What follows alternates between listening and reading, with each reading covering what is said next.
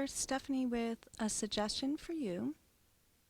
I hear a lot of parents complaining about how their kids won't do this and won't do that, and it usually is around homework and housework, their chores, or even just like leaving their room. And so I guess what I want to ask the parents out there who are struggling with this is, are you ready to stop going in circles and continuing this cycle of patterned responses? And are you ready to learn how to practice empathy and validation? Because really, that's going to be the thing that makes a majority of the difference. So we can get meds and we can do the behavioral change stuff, and we can do the CBT and the DBT. All of that is super helpful. But until we change the part of us that's still caught in these cycles of patterns of behavior and responses, it's going to continue to be the same. So until we change the deeper part of us that is continuing to react in these ways to our children's behaviors or non-behaviors, we're not really going to affect any major change. And I say that not to point blame and not to point fingers at parents, but just to get you to recognize that you're a huge, huge part of the equation. And so when we get back to practicing attachment parenting, and what does that look like? That looks like a lot of validating.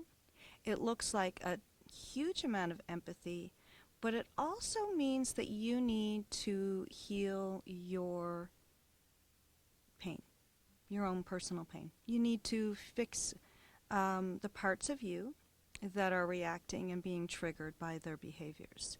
And you need to start to recognize that some of those don't belong to you. They came from your own upbringing. And so if they don't feel right to you, that could be why.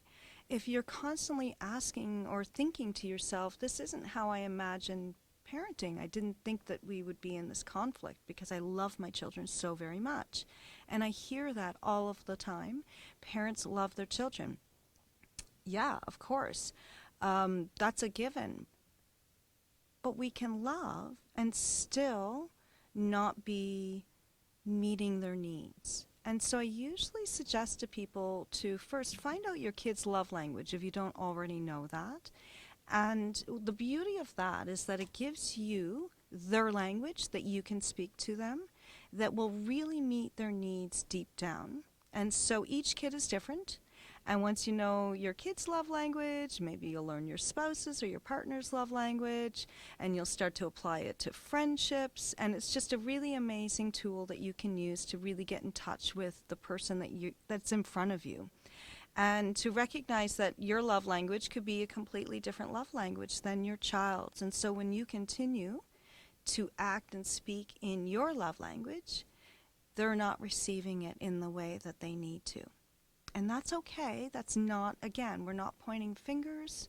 It's not about laying blame, because the more we know and the more we grow, the better we get. So, I love the saying, you're doing the best that you can at this time. And it's true. We really all are, but we're always continuing to learn and grow. So I invite you to consider that maybe some of your reactions to your children's behaviors are coming from a deeper place, and that once you explore that deeper place and whether those actually come from you and whether they actually resonate from you and are authentic to who you are as a person and who you want to be as a parent, it's going to be hard to be the kind of parent that you want to be.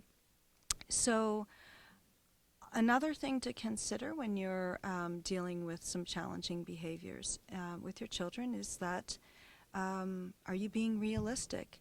Is your child really capable of doing what you're asking them to do? Maybe they're not, for whatever reason, whether it's mental, emotional, or physical. they might not be capable of doing what you're asking them to do in that moment. And so just stepping back and taking a moment and asking yourself, is this realistic of me to be asking this at this time? Is there another way that I could ask it? Is there a way that I could ask it that would show that I'm willing to help? And maybe we can break it down into smaller parts. And then I also think you need to be realistic about the outcomes as well. What are they truly capable of is the first question, or are they capable of it at the moment? What are they truly capable of is really important as well. So if you're looking at your teenager who's 14 or 15 and maybe they're a big guy and they're taller than you, they've outgrown you by a foot or two, and you're looking at them and you're like, wow, they're huge, they look like a grown man. You need to remember that not only are they not a grown man, but they're in teenager brain, and that brain isn't fully developed until about age 25. And then there might be some other things going on that make it so that they're developmentally much younger.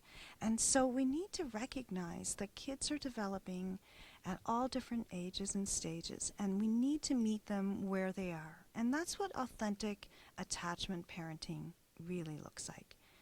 Meeting your kids where they are, recognizing their capabilities, recognizing our own triggers and responses, and then doing the work so that we're no longer being triggered and responding in those ways to our child. I can remember saying things in a way or a tone that I would never ever say to anyone else. And I would stop and think, like, where did that come from? That's not who I am. That's not who I am out in the world. Why would I even talk that way to my child? And so I really had to do a lot of work and kind of go back and explore some of the things that were said and done to me in my childhood to recognize where those words and tone came from. And now, when I'm talking to my kids, I'm much more able to come from a place of unconditional love and acceptance for them. So the cost of doing nothing when you see your children struggling, and to continue to focus on things like chores and schoolwork, which are important. I'm not trying to say that they're not.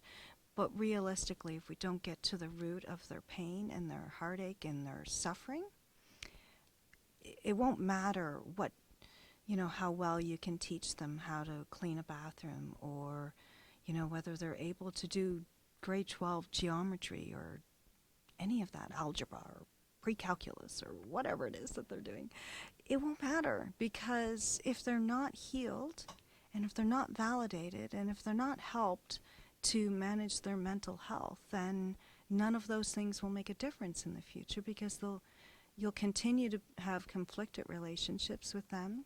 You might even lose the relationship, and it's really not setting them up for success later on in life.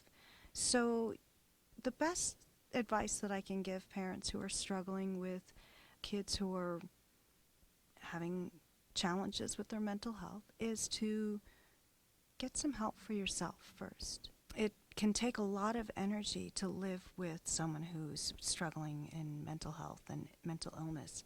And you need a way to replenish. You need a way to heal yourself and to, be able to pour from a full cup. And we can do that by healing our own wounds. So I hope that you'll consider a different way, a different approach, maybe not quite the punitive